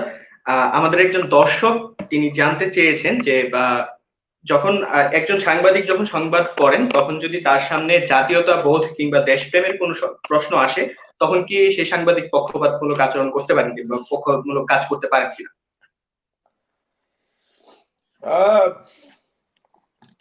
আমি যদি এটাকে আইডিয়াল জায়গা থেকে বলি, সাংবাদিক আইডিয়ালি জাতীয়তাবাদী বা হওয়ার দরকার নাই। একটা সাংবাদিকের আইডিয়ালি দেশপ্রেমিক হওয়ার দরকার নেই, আইডিয়ালি। কিন্তু সেই আইডিয়ালিজম তো অনেক পরে রয়েছে, আমরা তার সেটা অর্জন করার ক্ষেত্রে মানে মানে অনেক দূর, অনেক পিছনে আসি। আমাদের জন্য এটা আসলে এখন বার্নিং কোশ্চেন না। আমি এটা একটা আইডিয়াল জায়গা থেকে, একটা লেবরেটরি জায়গা থেকে আমি বললাম যে না, জাতীয়তাবাদী বা দেশপ্রেমী হওয়ার দরকার নেই, কিন্তু জাতীয়তাবাদী দূরে থাক। আমরা সাংবাদিকদেরকে বার্সেলোনাবাদী হইতে দেখি, রিয়েল মাদ্রিদবাদী হইতে দেখি, নোয়াখালীবাদী হইতে দেখি, নেত্রকোনাবাদী হইতে দেখি। আমাদের দেশপ্রেম মানে আমার গ্রামটারে নিয়ে প্রেম, আমার মনীষীর শ্রদ্ধা বলতে আমার বাপ মায়ের প্রতি শ্রদ্ধা, আমার সমাজের প্রতি দায়িত্ব বলতে আমি বুঝি যে আমার পরিবারের প্রতি আমার দায়িত্ব। সুতরাং ওগুলি অনেক পরে রয়েছে। আমার সবার আগে নোয়াখালী বিভাগ চাই, আমার সবার আগে হচ্ছে যে আমার মতো করে আমি সিলেট কেন ভাই তোমরা বরিশালের লোকের সঙ্গে মিশবা, বরিশাল কেন ভাই ঢাকা এসে পানিতে পড়লাম, ঢাকার লোকজন তো অন্য লোকজনের মানুষই মনে করে না। তো দেশপ্রেম জাতীয়তাবাদীর জায়গাটা তো বহুত পরে রয়েছে, কিন্তু আমি মনে করি সাংবাদিকতায় এই জিনিসগুলিও থাকা উচিত না, মানে দেশপ্রেম জাতীয়তাবাদী থাকা উচিত না। কিন্তু আমরা আসলে সাংঘাতিকভাবে আঞ্চলিকতাবাদে দুষ্ট, আমরা সাংঘাতিক রকমের বংশ ইয়াতে দুষ্ট, আমরা সাধারণত লৈঙ্গিক বৈষম্যের মধ্যে দুষ্ট, আমরা মানে ধর্মের জায়গা থেকে আমরা আমরা যেটা বিশ্বাস করি সেটাকে সর্বসময় সবচেয়ে শ্রেষ্ঠ মনে করি। আমাদের বিশ্বাসটা যেরকমই হোক আমরা অন্যের উপর চাপাই দিতে চাই। একটা সাংবাদিকের, আমি যদি আজকে বিএনপি করি, আমি যদি আজকে আওয়ামী লীগ করি, আওয়ামী লীগ বা বিএনপি যে বাংলাদেশের সর্বশ্রেষ্ঠ দল সেটা প্রমাণ করা আমার জন্য সবচেয়ে বেশি গুরুত্বপূর্ণ ব্যাপার হয়ে যায়। আমি অন্যের উপর আমার মতামত চাপাই দিতে চাই, কিন্তু কিন্তু একটা সাংবাদিকের এর কোনোটাই থাকা উচিত না বলে আমি মনে করি। জি। স্যার, আমরা আপনার কাছে আমাদের একটা জিজ্ঞাসা, সেই জিজ্ঞাসাটি হচ্ছে যে আমরা তো সাংবাদিকতার শিক্ষার্থী হিসেবে গণমাধ্যমের সিস্টেম পড়ি, যে ফোর থিওরিজ অফ মিডিয়া পড়ি, আমরা অথরিটেরিয়ান থিওরি পড়ি, লিবার্টেরিয়ান থিওরি পড়ি। আপনার কাছে, আপনার দৃষ্টিতে কি মনে হয় যে বাংলাদেশের সাংবাদিকতা আসলে কোন থিওরিতে চলে বা চলছে? না, মানে এইটা কিন্তু মানে থিওরি পড়ার সময় এটাকে আমি একটা থিওরি মানে তত্ত্বের ফাঁদ, আমি ছাড়া অন্যান্য মনীষীরাও বলছে, তত্ত্ব পড়লে অনেক সময় মনে হয় যে আমি চোখের সামনে যা দেখবো সেটা বোধহয় তত্ত্বের মাপকাঠিতে বা তত্ত্বের দাড়ি পাল্লায় বুঝিয়ে এটাকে ওজন করা যাবে। তত্ত্ব আপনাকে শেখায়, মূলত মূলত তত্ত্বগুলি দেওয়া হয় হচ্ছে আমাকে জিনিসগুলির সাথে অ্যাক্লেটামাইজ করার জন্য, এবং বিভিন্ন সময় আরো সময় তথ্য দেওয়া হয় হচ্ছে প্রবলেমটার সাথে আপনার পরিচয় করা দেওয়ার জন্য, আপনাকে প্রবলেম সলভ করাটা কেমনে সেটা দেখানোর জন্য, আপনাকে বিষয়টা যাতে আপনি আরো গভীরভাবে বোঝেন সেই জন্য। কোন তথ্যই পৃথিবীতে এরকম নাই, আপনি পৃথিবীর কোন দেশ এরকম নাই যে 3টা তথ্য দিয়ে পৃথিবী চলে, যে সাংবাদিকতার এই 4 তত্ত্ব দিয়া এই দুনিয়া চলতেছে বা সাংবাদিকতা চলতেছে, এরকম কিন্তু কোনো ঘটনা নাই। বাংলাদেশের ক্ষেত্রেও সেটা সেরকম না। কিন্তু আপনি যখন মিডিয়া গ্রেটিফিকেশন থিওরি পড়বেন, আপনি যখন গণমাধ্যমের তুষ্টি তত্ত্ব পড়বেন, তখন সেটা আপনাকে কিভাবে হেল্প করবে জানেন? আপনি জানবেন যে আপনার অডিয়েন্স কিভাবে তুষ্ট হচ্ছে, আপনি জানবেন যে আপনার অডিয়েন্স যে অডিয়েন্সের ভালো লাগার জন্য আপনি আরো কিভাবে মেসেজটা করতে পারেন। আপনি যখন একটা সার্ভে শিখবেন বা একটা জরিপ করা শিখবেন এবং সেই জরিপটাকে আপনি সাইন্টিফিকলি বিশ্লেষণ করতে শিখবেন কোন একটা তথ্যের আলোকে, তখন আপনি বুঝবেন যে আপনি আরো ভালোভাবে কেমনে আপনার মেসেজটা আপনার অডিয়েন্সের জন্য দিতে পারেন, সেইটা আপনার জন্য খুব ইম্পর্টেন্ট। কিন্তু কোন একটা তথ্য দিয়ে আপনি দুনিয়া চালায়েন না, তাহলে একটা মানে মুসিবতই আছে। জি। যেহেতু সার্ভে কথা উঠলো, সেই জায়গা থেকে আমাদের একটা প্রশ্ন আছে। সেই প্রশ্নটি হচ্ছে যে আমাদের কুমিল্লা বিশ্ববিদ্যালয়ের সাংবাদিকতা বিভাগের অধীনে আমাদের একটি রিসার্চ সেল আছে। সেই রিসার্চ সেল থেকে আমরা করোনা কেন্দ্রিক একটি রিসার্চ করেছি। সেই রিসার্চের যে ফলাফল, রিসার্চের বিষয়টি ছিল আসলে করোনাকালীন সংবাদ কর্মীরা কতটুকু নিরাপত্তায় আছেন, সেটি করোনার যে ইকুইপমেন্ট, সেফটি ইকুইপমেন্ট থেকে শুরু করে তাদের বেতন বোনাস সহ। সেই জায়গা থেকে আমাদের ফলাফল হচ্ছে 75% সাংবাদিকরা নিয়মিত বেতন বোনাস পাচ্ছেন না, এবং পাশাপাশি বেশিরভাগই আসলে নিরাপত্তা সরঞ্জামটি পায়নি। এই জায়গা থেকে আসলে মিডিয়ার গণমাধ্যম যারা চালান, যারা মালিক, যারা কর্তা, তাদের কর্তব্যটা কি, এবং আপনি কি মনে করেন এই জায়গাগুলো উন্নয়ন কিভাবে করা যেতে পারে? আমি আসলে এই প্রশ্নটার জবাব আমি খুব ভালো দিতে পারবো না। আমার কাছে মনে হয় যে স্বাদ আর সাধ্য সামর্থ্য সেগুলির মধ্যে তো কিছু তফাৎ আছেই। তবে আমি এই ধরনের জরিপ নিয়ে আমি আসলে খুব বেশি আহ্লাদিত হই না, কারণ এনে কি 75% কোন সাংবাদিকদের কথা বলা হয়েছে। যেমন মনে করেন বাংলাদেশে যে ব্রডকাস্ট জার্নালিজম কাউন্সিল আছে, যেটা সব টেলিভিশন সাংবাদিকরা যেটা করছে, সেইটার মধ্যে সব টেলিভিশন সাংবাদিকদেরকে বিভিন্ন রকম ইকুইপমেন্ট এই সেই এগুলি করে দেওয়া হয়েছে। তারপরেও কেউ কেউ হয়তো পায় নাই। এখন যেই ইকুইপমেন্ট করে আসলে সাংবাদিকতা করতে যাওয়া লাগে, বিশেষ করে টেলিভিশন ক্যামেরা যারা পরিচালনা করতেছেন তাদের আসলে ঘটনার খুব কাছাকাছি যেতে হয়। প্রিন্ট সাংবাদিকতার ক্ষেত্রে ঘটনার এত কাছে যাওয়ার কিছু নাই। করোনার সময় তো সবই বন্ধ ছিল। মানে আপনি তার ফুটবল খেলা কভার করতে যাবেন বা পল্টন ময়দানে বক্তৃতা কভার করতে যাবেন, এরকম তো কোনো ঘটনা নাই। তাহলে আর আপনি আসলে কই যাবেন? প্রিন্টের সাংবাদিকদের বেশিরভাগই ঘরে বসে কাজ করছেন। এখন কারা সেই পোশাক পান নাই, কারা কি পান নাই, বেতন ভাতার ক্ষেত্রে আমি কিছুটা একমত। অনেক মিডিয়া হাউস বন্ধ হয়ে গেছে, কারণ মিডিয়া হাউস সারা পৃথিবীতেই বন্ধ হয়েছে ভাই। মিডিয়া অনেক লোক চাকরি হারাইছেন। আমি আবারও বলি, চাকরি হারাইতেই থাকবেন, চাকরি এখানে পাইতেও থাকবেন, চাকরি এখানে হারাইতেও থাকবেন, কারণ আমাদের যত কয়েকটা সাংবাদিকের বাজার এখানে আছে তার থেকে অনেক কম সাংবাদিক, অনেক বেশি সাংবাদিক এখানে কাজ করতেছে। এবং সবচেয়ে বড় কথা, আমরা একজন আরেকজনের মতো হইতে গিয়ে আমাদের আর কোনো বিশেষ এমন কোনো বৈশিষ্ট্য নাই যে মানুষ আমাকে খুব মানে আগ্রহ করে গিয়ে মানুষ আমাকে মানে কিনবে বা মানুষ আমাকে দেখবে, মানে ওরকম কোনো কিছু আমাদের মধ্যে আসে কিনা সেটা আমি জানি না। তো সুতরাং এই ক্ষেত্রে যারা মালিক সম্পাদক যারা আছেন বা যারা গণমাধ্যম পরিচালনা করে তারা এটাকে ভালো বলতে পারবেন। আমার কাছে কিন্তু মনে হয় না ব্যাপারগুলি একদম এরকম যে একদম সাংবাদিকরা করোনার মধ্যে লাখে লাখে সাংবাদিক করোনার মধ্যে আক্রান্ত হয়ে মারা যাচ্ছে, তারপরে হচ্ছে করোনার কোন রকম কোন ইকুইপমেন্ট পাচ্ছে না, বেতন পাচ্ছে না, ব্যাপারগুলি এরকম না। আমার কাছে যতদূর খবর আছে আর কি। জি।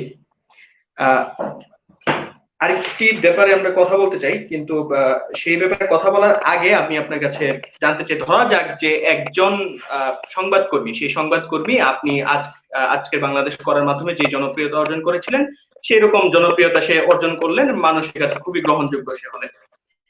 সেটা হবার পরে স্যার আসলে তার জন্য কি বাংলাদেশের মিডিয়াতে আর কোনো স্তর আছে যেখানে তিনি যেতে পারেন?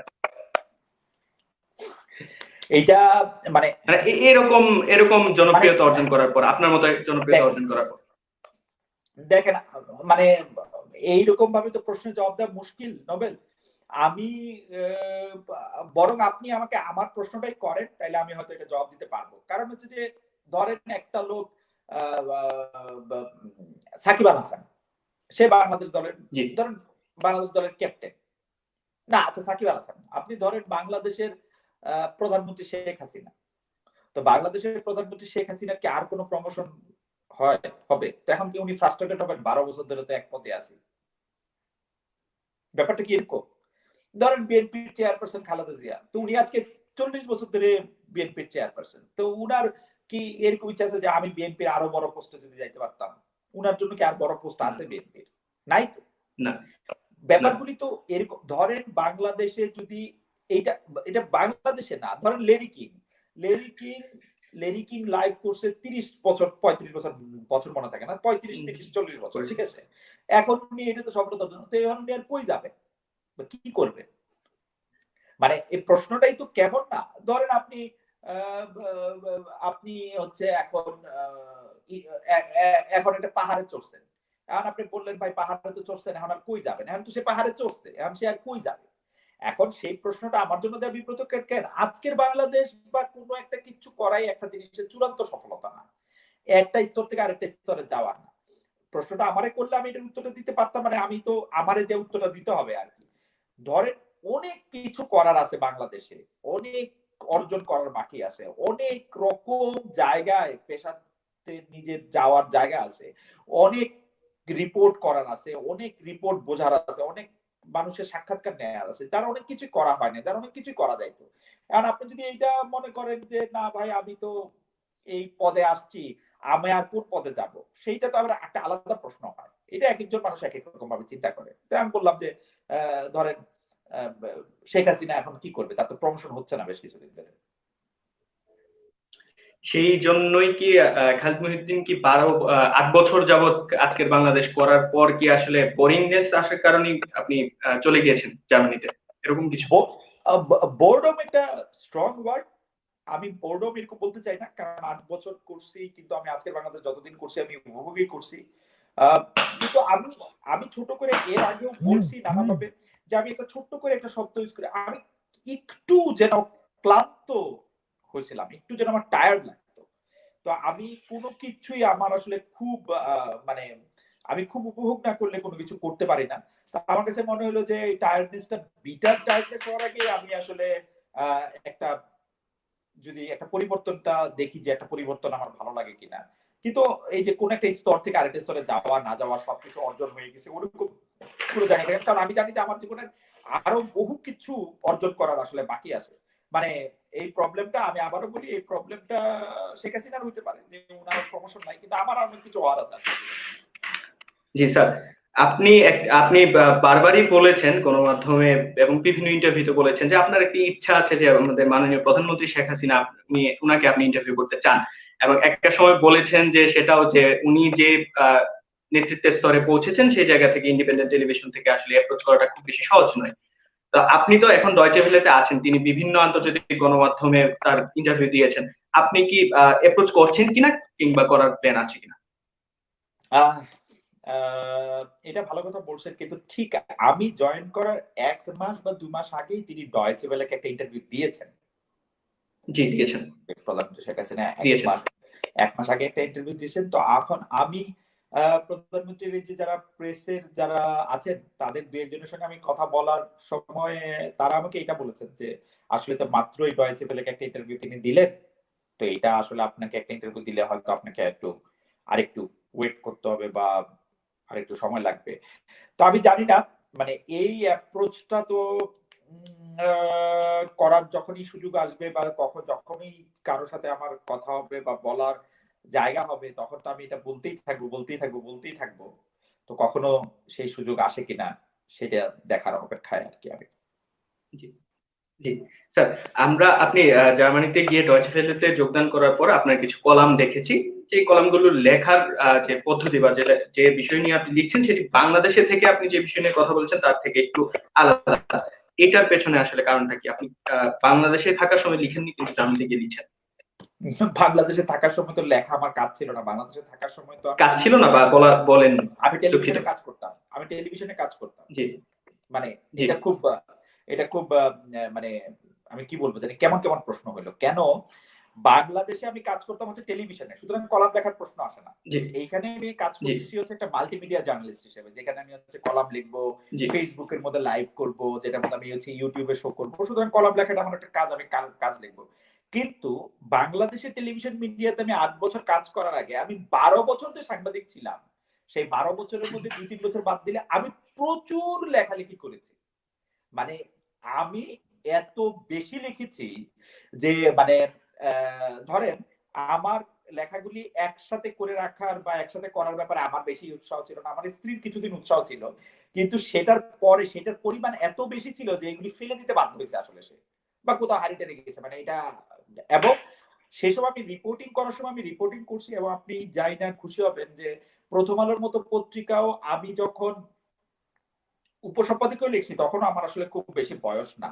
মতি ভাই আমাকে মানে মতিউর রহমান, প্রথম আলোতে সম্পাদক মতিউর রহমান আমাকে উপসম্পাদকীয় লিখতে বলছেন, আমি উপসম্পাদকীয় লিখছি। কিন্তু তারপরে যখন আমার নিজের কাগজ মানে সাপ্তাহিক কাগজের মধ্যে আমি প্রচুর লিখছি, পরে আমাদের সময়ের মধ্যে আমার লেখার জিনিসের কিন্তু কোনো অভাব নাই। আমার লেখার কিছু পুরনো নমুনা এখনো আছে সেখানে, যে সেখানে আমি একই রকম ভাবে, মানে একই রকম তো আর বলা সম্ভব না, মানে যদি এইটা আপনি এরকম মিন করে থাকেন যে আগে তো সরকারের বিরুদ্ধে লেখেন নাই, এখন সরকারের বিরুদ্ধে লেখেন কেন? আমি সব সরকারের বিরুদ্ধে, বিএনপি, তত্ত্বাবধায়ক সরকার, আওয়ামী লীগ সরকারের বিরুদ্ধে এমনি লিখছি। আপনারা খোঁজ করলে বা আপনারা আমাকে যখন আপনারা খুব বেশি এগুলি বলতে থাকবেন, তখন আমি একদিন দেশে গিয়া, এটা তো ধরেন প্রথম আলো এরকম একটা অফিস, সাপ্তাহিক কাগজ অফিস, এগুলি কিন্তু সবই তো আছে আমাদের সময়, এগুলি সবগুলি বাইর করে আপনাদেরকে দেখাবো যে আমি আগে কিরকম লিখতাম। এখন 8 বছর আমি টেলিভিশনে কাজ করছি, আমার তো লেখা দরকার নাই। আর আমি ফেসবুকে লেখা লোক না রে ভাই, ফেসবুকে আমার লিখতে ইচ্ছা করে না। ফেসবুকে আমি চূড়ান্ত ব্যক্তিগত 2-1টা বিষয় ছাড়া আমি এই যে জ্ঞানের কথা, বুদ্ধির কথা, তারপর হচ্ছে সাংবাদিকতার কথা, এগুলো অনেকে লিখেন, অনেক জ্ঞানী লোক লিখেন, আমি লিখি না। আমার আমার লেখার জন্য, আর তাছাড়া এই যে এইখানে লেখা, এই ডয়েচে ভেলেতে লেখা, এটা আমার একটা চাকরির একটা অংশ, সেজন্য আমি লিখি। যেমন না যে আমি জি খুব মানে জি ধন্যবাদ।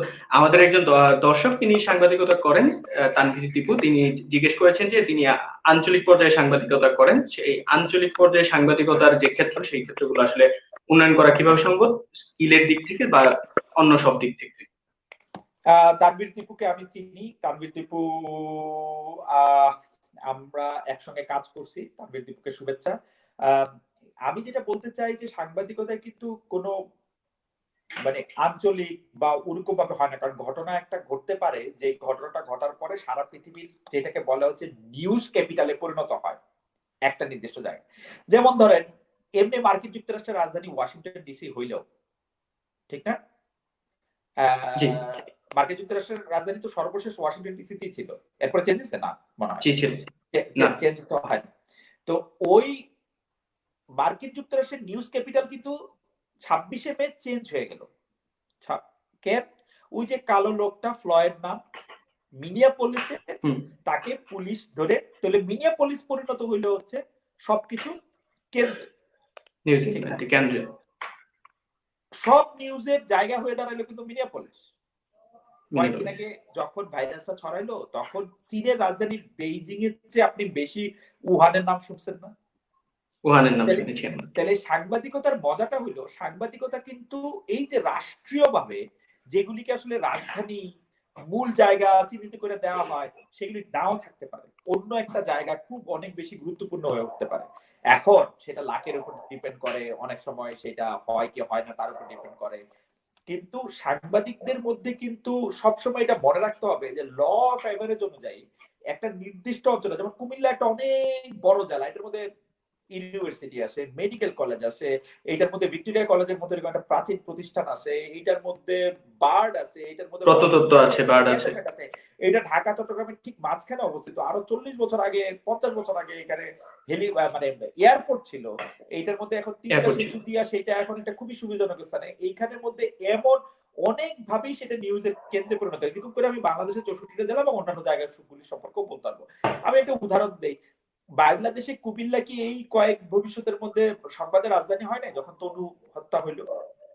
জি হয়েছে, হয়েছে। তাহলে আপনাকে আসলে মনে করতে হবে যে আপনি কি করতে পারছেন, এটা আপনার জায়গাটা আসলে আপনার মুখ্য না। হ্যাঁ, আঞ্চলিক সাংবাদিকতায় আপনার অনেক অনেক প্রতিকূলতা আসে, কিন্তু আপনি যদি আপনার জায়গার মধ্যে আপনি ফোকাস থাকেন, আপনি যদি এটা করতে পারেন, আপনি সেখানে আপনার আসলে ভালো করা সম্ভব। জি, আমাদের আরেকজন পাঠক একটি প্রশ্ন পাঠিয়েছেন। তিনি জিজ্ঞেস করছেন যে আসলে একজন সংবাদকর্মীর সাফল্য, যদি টেলিভিশন সংবাদকর্মীর কথাই বলি, তাহলে তার সাফল্য কি শুধু স্টারডমে কিনা? যার স্টারডম আছে তিনি ভালো বেতন পাবেন, বা যিনি ক্যামেরার সামনে ধরুন আসতে পারলেন না, যার স্টারডমটা তৈরি হলো, তার আসলে ভবিষ্যৎটা? এই প্রশ্নটি কে করেছেন তাকে যদি একটু নামটা, মানে তাকে কি আমি চিনি বা নাম প্রকাশ করতে চাচ্ছেন না?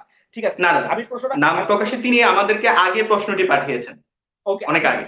আমি প্রশ্নটি বুঝতে পারি নাই ঠিক মতো। আপনি কি বলতে চাচ্ছেন যে স্টার হলে কেন বেশি বেতন পাবে সেটি উনি বুঝিয়েছেন? না না না না, তিনি বলতে চাচ্ছেন সেটি হচ্ছে যে টেলিভিশন সাংবাদিকতায় স্টারডমটাই কি মূল লক্ষ্য কিনা একজন সাংবাদিকের? Television is all about stardom, এতে কোনো সন্দেহ নাই। টেলিভিশন মানে হচ্ছে যে আপনি টেলিভিশনের মধ্যে আপনি কিভাবে আপনি তারকা হয়ে ওঠেন, কিন্তু মানুষ আপনাকে পছন্দ করে, মানুষ আপনার কাছে আসতে চায়, আপনার আপনার নামে অনুষ্ঠান বিক্রি হয় কারণ মানুষ আপনাকে দেখে, সেই জন্য আপনি তারকা হয়ে ওঠেন। সেই তারকা হয়ে উঠতে গেলে আপনি হয় কখনো হয়তো মোশাররফ করিম, কখনো হয়তো আপনি সাকিব খান, কখনো সাকিব আল হাসান, কখনো বা শাহরিয়ার মতন, কিন্তু আপনি আসলে তারকা হয়ে ওঠেন। তারকা হয়ে ওঠেন বলেই টেলিভিশন আপনাকে বারবার টেলিভিশন আপনার কাছে আসে। এখন টেলিভিশন সাংবাদিকতার লক্ষ্য অবশ্যই স্টারডম, কিন্তু কেউ কেউ টেলিভিশনের সামনে আসবে, কেউ কেউ টেলিভিশনের পেছনেও যাবে। আপনি দেখেন আমরা কিন্তু এত যে টম হ্যাঙ্কসের নাম জানি, এত টম ক্রুজের নাম জানি, আমরা পাশাপাশি কিন্তু স্টিভেন স্পিলবার্গের নামও জানি, আমরা কিন্তু পাশাপাশি কোয়েন্টিন ট্যারান্টিনোর নামও জানি, আমরা কিন্তু পাশাপাশি ক্রিস্টোফার নোলানের নামও জানি, আমরা কিন্তু পাশাপাশি মোস্তফা সরোয়ার ফারুকের নামও জানি। একটি সিনেমাতেও কিন্তু তিনি অভিনয় করেন নাই। আমরা কিন্তু হুমায়ুন আহমেদ চিনি মোটামুটি, না আপনিও চিনবেন তো, হুমায়ুন আহমেদ স্টার টেলিভিশনের সামনে আসতে হয় না, কিন্তু সে কিন্তু টেলিভিশনেরও একটা বিরাট স্টার। হুমায়ুন আহমেদ কোন একটা টেলিভিশনে যদি কখন যাইতেন, মানে এটা কি হইতো এটা তো বলা খুব মুশকিল। তো মানুষ কিন্তু টেলিভিশনের পর্দায় এসে স্টার হতে পারে, টেলিভিশনের পর্দার পেছনে থেকে স্টার হতে পারে, টেলিভিশনের পর্দার মেইন কুশলী হয়ে স্টার হতে পারে, কিন্তু স্টারডম তো তার অবশ্যই লক্ষ্য। স্টার শব্দটার মানে হচ্ছে এখানে যখন বেশি লোক আপনাকে পছন্দ করতে হয়, আপনার কাজটা যখন সিগনিফিকেন্ট। যেমন ধরেন আপনি একটা প্রডিউসার হচ্ছে কেমনে একটা অনুষ্ঠান করবেন, একটা প্রডিউসারকে সমস্ত অনুষ্ঠান আপনার ম্যানেজ করতে হয়। তো এখন আমি যখন বাংলাদেশ জিজ্ঞাসার মতো একটা অনুষ্ঠান করব, যেটা এরকম একটা এত বড় অনুষ্ঠান, তখন আমি চাইবো না যে এই বাংলাদেশ জিজ্ঞাসার প্রডিউসারটা এটা সবকিছু ম্যানেজ করতে পারবে। আমি যখন আজকের বাংলাদেশ করব, তখন আমি চাইবো না যে আজকের বাংলাদেশ আমি এতদিন ধরে করতেছি, এটা একটা স্ট্যান্ডার্ড আছে, এই স্ট্যান্ডার্ডটা মেনটেন করার জন্য আমাকে এই প্রডিউসারটা আমার এটার মধ্যে দরকার হবে। তখন কিন্তু সেই অবশ্যই। প্রডিউসারটা গুরুত্বপূর্ণ হয়ে ওঠে, যতদিন আজকের বাংলাদেশ গুরুত্বপূর্ণ, যতদিন আমার একটা অনুষ্ঠান গুরুত্বপূর্ণ ততদিন, ঠিক না? যে কারণ এই জি প্রডিউসারটা ছাড়াও কিন্তু এই অনুষ্ঠানটা হবে না। একটা টেলিভিশনের লোক কিন্তু ওই প্রডিউসারটাও হইতে পারে।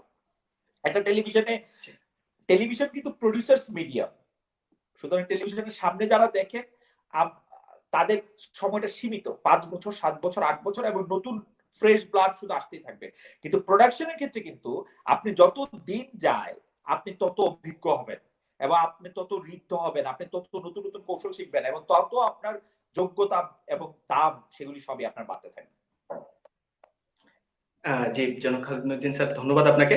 আমাদের আরেকজন দর্শক নাইম হোসেন, তিনি জিজ্ঞেস করেছেন আসলে যে আপনি সারা জীবন, খালিদ মহিউদ্দিন স্যার, আপনি সারা জীবন মানুষকে প্রশ্ন করেছেন, আজকে নিজে প্রশ্নের উত্তর দিতে আপনার কেমন হচ্ছে? না, সারা জীবন প্রশ্ন করছি এইটা এখন আর ঠিক নাই, কারণ এখন নানা রকম লোকে আমাকে প্রশ্ন করতেই থাকে। আসলে আপনারা যারা এই বিদেশে আসার পরে এবং মানে এই আহ, মানে এই দূরবর্তী ভাবে যখন প্রশ্ন করাটা মানে সম্ভব হচ্ছে, তখন আসলে অনেক প্রশ্নের সম্মুখীনই আমি মানে হচ্ছে হয়েছেন বা হচ্ছেন? জি। হচ্ছে হ্যাঁ। আরেকটা বিষয়ে আমরা আলাপ করতে চাই, সেই বিষয়টি হচ্ছে যে বাংলাদেশের গণমাধ্যমগুলোতে আমরা দেখছি যে বলা হচ্ছে যে বাংলাদেশের গণমাধ্যমগুলোতে বিজ্ঞাপন নেই, তারা ব্যবসা করতে পারছেন না। অনেক গণমাধ্যম, সেটি প্রিন্ট, ইলেকট্রনিক সবকিছু মিলিয়ে আসলে কোনটা বন্ধ হচ্ছে, কেউ কেউ আবার কর্মী ছাঁটাইয়ের মাধ্যমে তারা লাভের অংশটা ধরে রাখতে চাইছে। আপনার কি মনে হয় যে বাংলাদেশের গণমাধ্যমগুলো যখন যাত্রা শুরু করে তখন কি তাদের আসলে নির্দিষ্ট পাঠক গোষ্ঠী বা পাঠক চিন্তা করে কি তারা মাঠে নামে? কোনো ব্যবসায়িক মডেল কি থাকে? আপনি কি দেখেন? না, একেবারেই থাকে না। ধরেন বাংলাদেশে যারা গণমাধ্যম করছেন তাদের 80% যদি আপনাদের কি মিডিয়া ম্যানেজমেন্ট একটা কোর্স আছে? জি আচ্ছা আচ্ছা।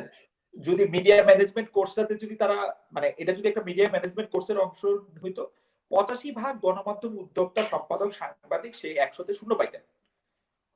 কারণ তাদের কোনো পরিকল্পনা সংবাদ ব্যবস্থাপনা সম্পর্কে মানে একটা তো আছে পরিকল্পনাতে তারা 0 পাইতেন। সংবাদটা মানে একটা সংবাদ মাধ্যম, একটা গণমাধ্যম ব্যবস্থাপনা করার ক্ষেত্রে সেটাকে মিনিমাম চালায় যাওয়ার জন্য এটাকে কি কি করতে হবে তার কোনো পরিকল্পনা বেশিরভাগ ক্ষেত্রে থাকে না। হয় কি, আপনার টাকা আছে, শাহরিয়ার নোবেল একদিন আমাকে ডাকলেন, আমি খুব গর্ব করে বললাম যে বিশিষ্ট ব্যবসায়ী শাহরিয়ার নোবেল আমাকে ডেকেছেন, ডেকে বললেন আমি তো একটা টেলিভিশনের লাইসেন্স পেয়েছি, আমার টেলিভিশনটা শুরু করেন। তা আমি একটা হিসাব নিকাশ দিয়ে আসলাম যে হ্যাঁ 30 কোটি 35 কোটি টাকা হলে এটা শুরু করা যাবে। সেই 30 কোটি 35 কোটি বা 50 কোটি 100 কোটি 200 কোটি টাকা দিয়ে আমি এটা শুরু করলাম। আমি কিছু কিছু লোক বিভিন্ন জায়গা থেকে নিয়ে আসলাম, কাউরে আমি 5 গুণ বেতন দিলাম, কাউরে 4 গুণ বেতন দিলাম, কাউরে ওই টেলিভিশন থেকে ভাগায় নিয়ে আসলাম, কাউরে ওই টেলিভিশন থেকে ভাগায় নিয়ে আসলাম। কিন্তু আমি যে এটার মধ্যে কি করতে চাই, আমি কি এটার মধ্যে নিউজ করতে চাই, আমি কি এটার মধ্যে মিক্সড ব্যাগ, আমি কি এর মধ্যে বাংলা সিনেমা দেখাতে চাই, আমি কি জানি বাংলা সিনেমা দেখাইতে হলে আমার কত খরচ পড়ে বা কি বিজ্ঞাপন আসে, আমি 24 ঘন্টায় একটা জিনিসকে আপলিঙ্ক করতে হইলে সেইটা আপলিঙ্ক ডাউনলিঙ্ক করতে গেলে সেটা খরচ, স্যাটেলাইটের খরচ, একটা জিনিসের ভাড়া, এগুলি কোনোটা কি আমার কোনো পরিকল্পনা আছে? কিচ্ছু কিন্তু নাই। না ওই মালিকের আছে, না আমি সাংবাদিক বা আমি উদ্যোক্তা আমার আছে। তার ফলে যেটা হয় হচ্ছে বেশিরভাগ ক্ষেত্রেই এইটা এক ধরনের মানে মুখ থুবড়ে পড়ে 2 বছর 1 বছরের পরে, যখনই মালিক বলে ভাই আপনার দিয়ে তো আমার কোনো লাভই হইতেছে না, কেউ আপনি করে দেখেন না, ভালো করে আমারও দেখান না, এইটা এটা আর হবে না, আমি আর টাকা দিব না, আপনারা এই হয় খরচ কমান নাহলে আপনারা এখান থেকে যান গিয়া। কোনো পরিকল্পনা করে কোনো একটা জিনিস করা হয়েছে এবং সেটা তারপরে ফেল করছে, এরকম কিন্তু আসলে খুব বেশি দেখা যায় না। আমি এইরকম অকালেও আমি আপনাকে বলি, এরকম অকালের মধ্যে একটা দুরন্ত টিভি হইলো না বাচ্চাদের জন্য একটা নিশ, জি হয়েছে, হয়েছে, তারা ব্যবসা করছে। হ্যাঁ সেই দুরন্ত টিভি কি সফল হয় নাই? সফল হইতেছে না। হয়েছে, আপনি দেখেন, হয়েছে। আপনি দেখেন এই যে একটা টিভি করছিল এই যে দীপ্ত টিভি, সে প্ল্যানই জি করছে ভাই, সে ডাবিং করায় তুরস্কের এই হুররম সুলতান দেখাবে, মানুষ দেখে নাই। ওই যে তুই কি আমি একটা পর্ব দেখিনি, এটার নাম দেখি সুলতান সোলেমান, দেখেন সুলতান তার সুলেমান। পরিকল্পনা ছিল এটা করবে। তার মানে কি, সে যদি একটা পরিকল্পনা করে, সেই পরিকল্পনা যতই হাস্যকর, আমার কাছে তো সুপার হাস্যকর, কি রে ভাই এই ভাষায় একটা কথা কয়, কথাকার কোন রাজা বাদশা কি মি, এটা কে বৈশাখ এটার মধ্যে কেন দেখবে, কিন্তু তার পরিকল্পনা ছিল, সেইটা করছে। এবং প্রথম প্রথম মানুষ আসলে দেখে নাই, কিন্তু 2-3 সপ্তাহের মধ্যে সেটা দেখছে। দুরন্ত টিভি তো খুবই জনপ্রিয়, দেখছি। জনপ্রিয় না আপনি বলেন? আচ্ছা, জি, জনপ্রিয়, অনেক জনপ্রিয়। থেকে সুইচ করলো যে বাংলাদেশের সকল ক্রিকেট খেলা সে দেখাবে, তাকে সব মানুষ দেখে না। মাছরাঙ্গা দেখেছি। টিভি যখন চিন্তা করলো যে না, সে ওই খেলাগুলি এভাবে বিশ্বকাপের খেলাগুলি সেখানে তার লোকে দেখে নাই। তো আপনি যখন পরিকল্পনা করবেন, আপনি যখন একটা নির্দিষ্ট পরিকল্পনা করে আপনি আগাবেন, এই যে নিউজ টেলিভিশন আসছে, এই সময় টেলিভিশন, ইন্ডিপেন্ডেন্ট টেলিভিশন, এটা চলতেছে না, যমুনা টেলিভিশন চলতেছে না। চলবে না কারা? যাদের কোন রকম কোন পরিকল্পনা নাই, গড্ডলিকা প্রবাহ ওরে দেখছি, মানে এলিফ্যান্ট রোডে একটা বাটার দোকান হইছে, জুতার দোকান হইছে, তাহলে আমি একটা জুতার দোকান দেই, ওই জুতার দোকানের চিন্তা দিয়া টেলিভিশন নিউজ পেপার। জি, ধন্যবাদ স্যার। আরেকজন দর্শক তিনি আমাদের কাছে জানতে চাচ্ছেন যে আপনি আজকের বাংলাদেশ সবচেয়ে বেশি উপভোগ করেন নাকি খালেদ মহিউদ্দিন জানতে চান?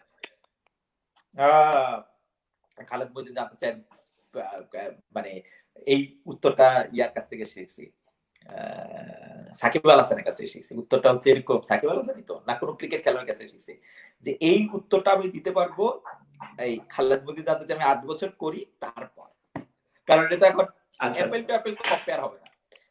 যে একটা আমি 8 বছর করছি, এবং 8 বছর করলেও কিন্তু আসলে হবে না। 8 বছর করছি সপ্তাহে 5 দিন, এখন আমি খালেদ মহিউদ্দিন জানতে চাই 5 দিন, একদিন সপ্তাহে, তো সেটার সাথে আসলে অ্যাপেল টু অ্যাপেল কম্পেয়ার করা যাবে না। জি।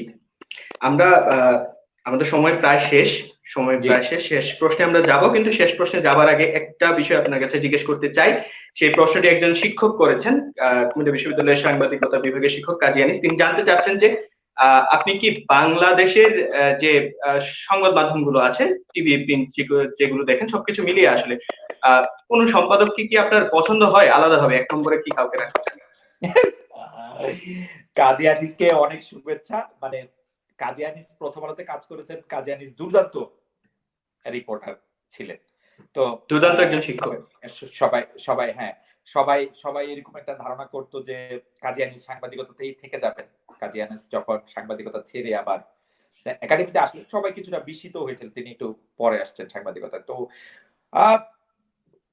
আমাদের সম্পাদকদের এক একজনের এক এক রকম গুণ আছে, কেউ হয়তো ব্যবসায় ভালো, কেউ হয়তো ম্যানেজমেন্টে ভালো, কেউ হয়তো পরিকল্পনায় ভালো, কিন্তু মানে কেউ হয়তো তার লেখনী অনেক বেশি শক্তিশালী, কেউ হয়তো মানে এরকম হয় না যে ধরেন আপনি 5টা কোর্স একসাথে করেন, যে আপনার লেখা কেমন, আপনার ব্যবস্থাপনা কেমন, আপনার মানুষ কেমন, আপনার পরিকল্পনা বা সৃজনশীলতা কেমন, এইগুলি যদি সব আলাদা আলাদা বিষয় হয়, এক একজন এক একটা বিষয় ভালো আসেন, কেউ কেউ আসে যে এক একটা বিষয় অনেক বেশি ভালো, অন্য বিষয়গুলিতে মোটামুটি গড় হিসাবে তাকে অনেক বেশি ভালো বলা যায়। তো এরকম নানা রকম লোক আছেন, কিন্তু আমার কাছে মনে হয় যে এটা সম্পাদকের সবচেয়ে বড় যে গুণটা, সেই গুণটা হচ্ছে এইটাকে মানে আমি মূল কথাটা বলতে পারবো না, অনুবাদটা অনেকটা বলি, যে আপনাকে কিন্তু ভালো রাঁধতে জানতে হবে না। আপনাকে যেটা জানতে হবে যে আপনি একটা খাবার খাইয়ে আপনার বুঝতে হবে যে কোন খাবারটা টেস্টি, বা কোন খাবারটা খাইতেছেন, কিন্তু আপনি একটা মুখ দিয়ে আপনি চিন্তা করেন, আপনার কাছে যখন প্রথম একটা জিনিস আপনার সামনে আসছে, আপনার কিন্তু এইটা বোঝার সামর্থ্য থাকতে হবে যে এইটা 17 কোটি মানুষের বা 200 কোটি মানুষের এই জিনিসটা ভালো লাগবে কিনা। আপনি কিভাবে এইটা আপনি বুঝতে পারবেন? আপনি যখন নিজের ঊর্ধ্বে উঠতে পারবেন, মানে আপনার নিজস্ব কিন্তু পছন্দ আছে, আপনার নিজস্ব ভালো লাগা আছে, নিজস্ব খারাপ লাগা আছে, আপনার নিজস্ব স্লাট বা বায়াস আছে, আপনি যখন সেগুলির ঊর্ধ্বে আপনি উঠবেন, ঊর্ধ্বে উঠা আপনি যখন বিবেচনা করবেন যে হ্যাঁ, এটা বেশিরভাগ মানুষের জন্য ভালো লাগবে, বা এটা বেশিরভাগ মানুষকে আকৃষ্ট করবে, বা বেশিরভাগ মানুষকে এটা ইনফর্ম করবে, তখনই কিন্তু আপনি পারবেন এরকম একটা সিদ্ধান্ত নিতে যেটা অনেক মানুষকে আকৃষ্ট করতে। আমাদের সম্পাদকদের মধ্যে এরকম গুণ বা 2-3 জন সম্পাদকের তো আসেই। আমি অন্যদেরকে আমি ছোট করতে চাই না বলে আমি কারো নাম আলাদা করে বললাম না। তো এইটা কারো মধ্যে একটু বেশি আসে, কারো মধ্যে একটু কম আসে। আমার মনে হয় যে আমরা বাংলাদেশে বা সাংবাদিকতায় আরো ভালো সম্পাদক নিশ্চয়ই দেখতে পাবো ভবিষ্যতে, এবং আরো ভালো সংবাদকর্মী, আরো ভালো মিডিয়া ম্যানেজার আমরা দেখতে পাবো। আমি আশাবাদী। ধন্যবাদ। আমরা শেষ প্রশ্নে আসলে যেতে চাই, এটা আমাদের একান্ত নিজেদের জিজ্ঞাসা বলা চলে। কুমিল্লা বিশ্ববিদ্যালয়ের সাংবাদিকতা বিভাগে প্র্যাকটিক্যালি সাংবাদিকতার চর্চার জন্য 3টা প্ল্যাটফর্ম চলছে। আমরা পডকাস্ট চালাচ্ছি, যেটি রেডিও ভার্সনে চলে, অনলাইন রেডিও ভার্সনে। পাশাপাশি একটি টিভি আছে যেখানে কাজ করা হয় ভিডিওগ্রাফি নিয়ে। পাশাপাশি আমাদের এমসি নিউজ, যেটি থেকে আজকে আপনি কথা বলছেন, যা অনলাইন এবং মোবাইল জার্নালিজম নিয়ে কাজ করে। আমরা আপনার পত্রিকা প্রকাশের উদ্যোগ নিচ্ছি। আমরা আসলে আপনার কাছে জানতে চাই, শিক্ষার্থী হিসেবে আমরা আসলে কিভাবে নিজেদের উন্নয়ন করতে পারি, বা আমরা আসলে ভবিষ্যতে আমরা কি কি করতে পারি, আমাদের পরিকল্পনা কিরকম হতে পারে, আপনি আপনার কিছু পরামর্শ আসলে জানতে চাই। প্রথম কথা হচ্ছে যে আমি আপনি জানেন যে কুমিল্লা বিশ্ববিদ্যালয়ে আসার সুযোগ আমার হয়েছিল একবার। কুমিল্লা জি, হয়েছে। বিশ্ববিদ্যালয়ের একটা বর্ষপূর্তিতে চতুর্থ বিভাগ দিবসে আপনি এসেছেন। হ্যাঁ, হ্যাঁ, আমি বর্ষপূর্তিতে এসেছিলাম এবং আমি আসলে সত্যি কথা বলতে এটা আমি একটা মিশ্রণ যে আমি একদিকে সারপ্রাইজড আরেকদিকে খুবই জেলাস যে আমরা ছাত্র জীবনে এরকম কোনো কিছু করার কথা আমরা চিন্তাও করতে পারি না বা আমাদের এরকম ছিল না। এটা তথ্য প্রযুক্তির একটা বড় উন্নয়নের ফলে এটা হচ্ছে আপনারা শুধু মানে এইটা ঠিক যে আমরা ক্যাম্পাস থেকে বা আমাদের বিভাগ থেকে একেক সময় একেক বিভাগ একটা দুইটা সংবাদপত্র অনিয়মিতভাবে হয়তো বাইর করছে। কিন্তু ধরেন একটা পডকাস্ট করা, একটা রেডিও জার্নালিজমের মধ্যে থাকা, তারপরে হচ্ছে যে একটা টেলিভিশন করা, আবার একটা নিউজ পেপারে প্ল্যান করা, এরকম কোনো কিছু কিন্তু করার কিন্তু কোন রকম কোনো সুযোগ আমরা পাই নাই। তো আমি সেই জন্য হিংসিত। মানে আমার একটু কেমন একটা হিংসা হিংসা। তারপর আমি কিন্তু খুবই গর্বও করি যে আমাদের দেশের একটা পাবলিক বিশ্ববিদ্যালয় যার বয়স আসলে খুব বেশি না ৫ বছরের মধ্যে সে এরকম একটা জায়গায় আসছে। নিশ্চয়ই কুমিল্লা বিশ্ববিদ্যালয়ের শিক্ষক এবং সর্বোপরি কুমিল্লা বিশ্ববিদ্যালয় যারা ম্যানেজ করেন, আমি সেই কুমিল্লা বিশ্ববিদ্যালয়ের উপাচার্য মানে উনি আমার পরিচিত। আমি দেখি মানে উনাদেরও সাংঘাতিক এনথুসিয়াজম আছে ব্যাপারটার উপরে নিয়ে এবং ছাত্রছাত্রীদের তো আসেই। তার ফলে যেটা হয়েছে এইটা হওয়ার কিন্তু খুব সম্ভাবনা আছে যে বাংলাদেশের একটা প্রধান বা অন্যতম প্রধান মিডিয়া ইউনিভার্সিটি বা যেখানে সবচেয়ে ভালো মিডিয়া পড়ানো হয় সেটা হিসেবে কিন্তু কুমিল্লা বিশ্ববিদ্যালয়ের একটা খ্যাতি ছড়াইতে পারে। আমার পরামর্শ হচ্ছে এই যে এই সময়টা যে সময়টার মধ্যে প্ল্যাটফর্মটা গড়ে তোলা হয়েছে সেই প্ল্যাটফর্মটার মধ্যে অন্তত ৫-১০ জনের একটা ডেডিকেটেড একটা সময় দরকার যারা এইটাকে একটা নির্দিষ্ট উচ্চতায় নিয়ে যাবে একটু খাটাখাটনি করে। কারণ পরে যারা আসবে ছাত্রছাত্রীদের পক্ষে থেকে সবার পক্ষে তো ঘরের খেয়ে বনের মোষটা তাড়ানো সম্ভব না। সবাই আইসে পরে এটা এনজয় করতে পারবে যে এরকম একটা জিনিস আছে, কিন্তু কারো কারোকে এটা একটা ডিফারেন্ট লেভেলে নিয়ে যেতে হবে। মানে ধরেন টেলিভিশনটা করতে সময় খুব সাবধানে, খুব দরদ দিয়া, খুব সৃজনশীলতা দিয়া, খুব চেষ্টা কইরা, খুব ভালোভাবে এটা করতে হবে। কোনো কিছু ক্যাজুয়ালি নেওয়া যাবে না। দেখতে হবে যে মানে একেবারে ছোটখাটো আমি বলি যে টেলিভিশন জার্নালিজম, আমি টেলিভিশন জার্নালিজম নিয়ে প্রথমে বলি বা যেটা আপনাকে ভিজুয়াল মিডিয়াম, সেই ভিজুয়াল মিডিয়াম কিন্তু অল অ্যাবাউট ডিটেইলস। যেমন ধরেন যে আপনি কাপড়টা কি পরতেছেন, আপনি আসলে চুলটা কিভাবে আঁচড়াচ্ছেন, আপনি কিভাবে বসতেছেন, কিভাবে কথা সেই ডিটেইল গুলি খেয়াল রাখাটাই হচ্ছে আপনার জন্য আসলে খুব বেশি জরুরি। এবং আপনি কতভাবে নিজেকে আর ইমপ্রুভ করতে পারেন, আপনার কিভাবে আপনি কথা বলবেন, তো সেইগুলি দিক থেকে আসলে যতটা পারা যায় সেটা একটা চেষ্টা করা। অলরেডি অনেকখানি জায়গায় এটার মধ্যে আগাইছে। আমি মনে করি যে অনলাইন জার্নালিজমের ক্ষেত্রে বা আপনার এরকম একটা অনুষ্ঠান করতেছেন, এমসিজে নিউজ হচ্ছে নিয়মিত, তো সেইটা অনেকখানি জায়গা। তবে আরেকটু চেষ্টা করে মানুষের মধ্যে উৎসাহটা ধরে রেখে এবং কোনো কাজে, যে আমি যেমন বলি যে কোনো কাজে আসলে ছোট না। আপনি কিন্তু এইটা মনে করতে পারবেন না যে হ্যাঁ আমাদের এমসিজে নিউজ আর কয়জন দেখে। আপনি কিন্তু এটা মনে করতে পারবেন না যে আমাদের কুমিল্লা ইউনিভার্সিটি টেলিভিশন আসলে কয়জন দেখে। এটা কয়জন দেখা গুরুত্বপূর্ণ না।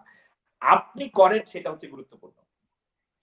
এবং আপনি সেটা আনন্দ নিয়ে এবং সেইটা সর্বোচ্চ মানে আপনি যতটুকু পারেন ততটুকু সর্বোচ্চ গুরুত্ব দিয়ে আপনি এটা করতেছেন কিনা সেটা গুরুত্বপূর্ণ। এবং সবসময় আপনার মনে রাখতে হবে সবচেয়ে ভালো সবচেয়ে সফল অনুষ্ঠানগুলি সেটা দেশি হোক বিদেশি হোক সেটা ফলো করা, সেটার পিছনের কারণগুলি একটু দেখা যে কেন এটা সফল হচ্ছে। এগুলি সবই আজকে ইন্টারনেটের সময়, আজকে এগুলি সবকিছুই কিন্তু আপনার কাছে হাতের মুঠোয়। সেগুলি একটু পরীক্ষা করে দেখা, সেগুলি আপনার জন্য আসলে মানে আপনাকে হেল্প করবে আরো এটাকে ভালো করে একটা ভালো জায়গায় নিয়ে যাওয়ার জন্য। জি, অসংখ্য ধন্যবাদ জনাব খালিদ মহিউদ্দিন স্যার আমাদের সাথে যুক্ত হয়ে আজকে এতক্ষণ কথা বলার জন্য। আমরা আপনাকে পেয়ে কৃতজ্ঞ। সুপ্রিয় দর্শক যারা আমাদের সাথে ছিলেন আপনাদের প্রতি আমরা কৃতজ্ঞ। আপনারা অনেক কথা বলেছেন, অনেক মন্তব্য জানিয়েছেন, সবার মন্তব্য আমরা তুলে ধরতে পারিনি, সেই জন্য তাদের কাছে দুঃখিত। আজকের এই অনুষ্ঠান থেকে আমরা এই মুহূর্তে বিদায় নিচ্ছি। আমরা আপনারা সাথে থাকবেন এমসিজি নিউজের সাথে থাকবেন কুমিল্লা বিশ্ববিদ্যালয়ের। ধন্যবাদ সবাইকে। আপনাদের সবাইকে ধন্যবাদ।